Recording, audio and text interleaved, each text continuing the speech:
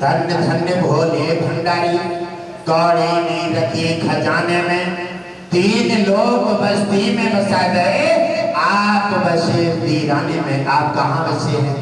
सबको धन देने वाली, सबकी आत्माओं को शांति देने वाले अपनों कहाँ बसे हैं? शमशान में। शमशान में बसे हैं। और शमशान में शांति मांगो तो कहाँ धरी? शमशान में तो अशांति है, वहां तो रोने चिल्लाने वाले जाते हैं, वहां शांति का धरी। इसलिए ये भी भोलेनाथ है और ये भी दया के भंडार तो है। ये देखें कि ये भी ऐसी ऐसी जगह पहुंच जाते हैं जब भगवान कृष्ण जी का जन्म हुआ। और जन्म हुआ जब इन्हें पता चला कि भगवान विष्णु त्रिलोकी और कृष्ण रूप में धरती पर आ गए हैं, तो क्या बन के पहुंच गए? अपना भेष बदल लिया और जाकर के दर्शन की इच्छा में जाकर के और मदारी बनकर पहुंच गए। बंदर लेकर के मदारी बनकर, वैसे तो कोई जाने नहीं देगा क्योंकि कृष्ण जी की देख रेख ही बहुत कर रही। क्यों कि उधर आकाशों वाकाशों पूतना पूतना बार बार अपना तांडव कर रहे हैं, इसलिए देख रेख बहुत कर रही थी। यशोदा कभी किसी से मिलने नहीं देती थी। अब शंकर भोलेनाथ दर्शन के उतावले हैं। अब जाकर पहुंच जाते हैं, बार बार प्रयास किया, कहने लगे नहीं, राक्षस बहुत आ रहे हैं मेरे लाला के लिए, मैं नहीं समझ पाऊंगी तुम भोलेनाथ हो या कौन हो।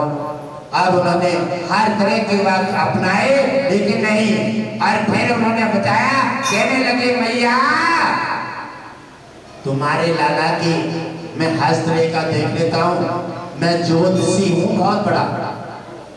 और जब इस बात में आ जाए तो मैया तो लालच में आ जाती है, सोचती है क्या मेरे लाला को हाथ दिखा दूं, हो सकता है मेरे लाला कैसा भाग्यशाली है और कैसा संकट है। अरे मैया हाथ दिखा दे अपने लाला को, और संकट कैसे है मैं चोटी में बजा दूं। अब मैया को देखो तो चेहरा बदल लो, मैया लालच में आ गई। और भोलेनाथ देख रहे हैं कि लग रहा है कि अब हाथ पकड़ने को भी मिले और दर्शन भी मिले। और कहने लगे अच्छा एक बात बताओ, तुम कोई राक्षस वगैरह तो ना? अरे कहने लगे भैया राक्षस की बात कर रहे, राक्षस कोई दर्शन करने आवे? अरे मैं तो ज्योतिषी हूँ और तेरे लाला को हाथ देके आज पूरा सब कुछ बता दिया। कहने लगे चलो फिर ना मान तो आ जाओ और देख लो। और अपनी चौकसाई कर दी। और जब दोनों की नजर मिली, दोनों छलियाओं की नजर मिली, भोलेनाथ भी छलिया हैं और उधर भगवान कृष्ण भी छलिया हैं, और दोनों की नजर मिली तो उधर उनकी बातचीत चल रही है। और तब तक उन्होंने किलकारी मारना शुरू कर दी। कहने लगी बालक ये क्यों रो रहे हो? अब बालक रो रहा भोले बाबा के दर्शन के लिए, और भोले बाबा रो रहे बालक के दर्शन के लिए। ऐसे भक्ति और भगवान का दोनों का जब मिलन होता है तो दोनों का तांडव जब होता है तो भक्ति और भगवान में दोनों में जब दोनों के मार्ग मिल जाते हैं, भक्ति अपने को तड़पती है और भक्त अपने को तड़पता है, तो दोनों का कल्याण होगा।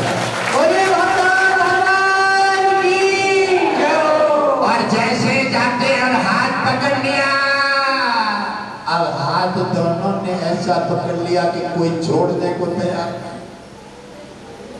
कहने लगे बहुत दिन में मिल पाई हो और मैया तुम्हारी बड़ी सख्त ड्यूटी देने वाली है, ये तो देखने ही नहीं देती, और आज ऐसे तैसे हाथ पकड़ने पर हुए। अब कैसे छोड़ दे?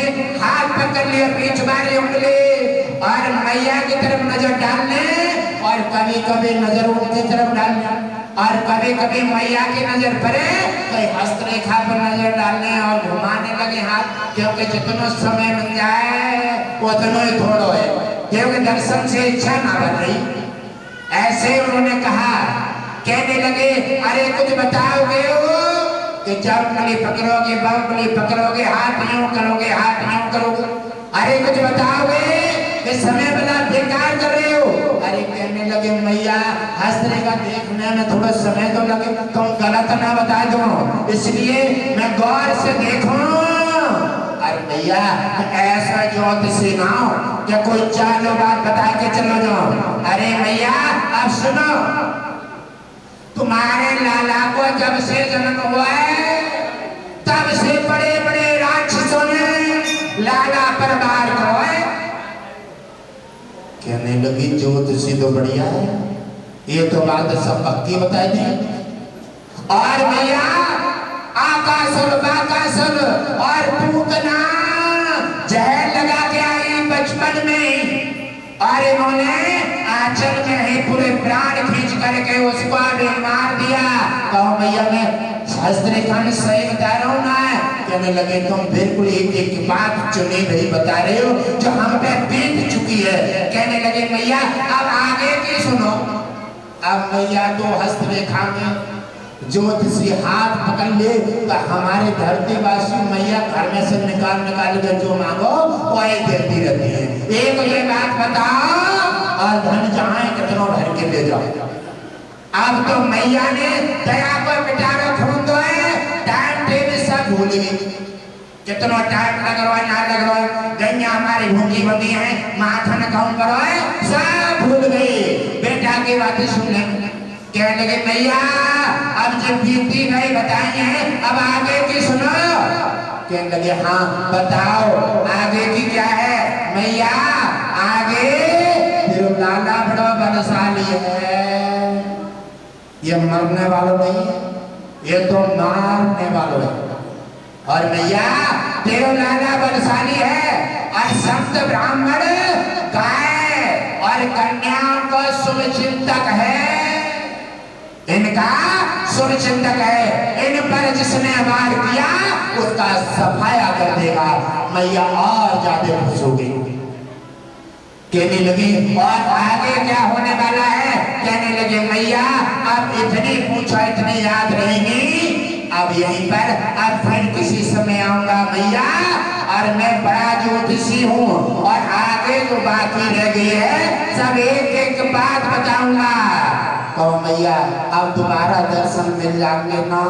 अरे तुम जब आओगे और आप आकर दरवाजे पे बताए दो और आप सीधे भीतर आ जाना, आपको कोई नहीं रोकेगा। और दोनों की नजर मिली। भगवान मुरली मनोहर कह रहे हैं कि भोलेनाथ ने मैया पर 500 डाल दो। गाने मुस्कुरा रहे हैं मने मन और दर्शन हो जाते हैं। भोलेनाथ ने कहा मैया अब फिर आकर के जो शेष बचियां फिर बताऊंगा।